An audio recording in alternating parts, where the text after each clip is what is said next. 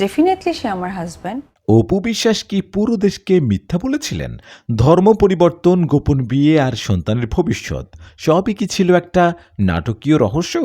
এখন সব ফাঁস করছেন অপু নিজেই। ২০০৮ সালে গোপনে বিয়ে, ২০১৭ সালে সন্তানের পরিচয় দিয়ে দেশ জুড়ে হইচই।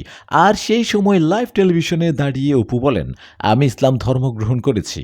কিন্তু এখন এক সাক্ষাৎকারে তিনি বললেন, বিয়ের পরও আমি হিন্দুই ছিলাম।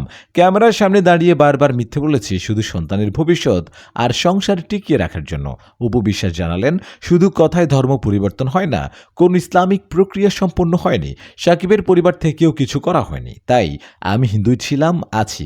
একসময় মনে হয়েছিল আমি যদি মারা যাই তাহলে আমাকে দাফন করবে নাকি সৎকার, আমার অনুরাগীরা কি করবে তখনই বুঝলাম সত্য বলা দরকার। এটাই ছিল আজকের রিয়েল টক বিডির এক্সক্লুসিভ আপডেট। কমেন্টে জানাও তোমার মতামত আর এমনই গসিপি আপডেট পেতে রিয়েল টক বিডিতেই থাকো।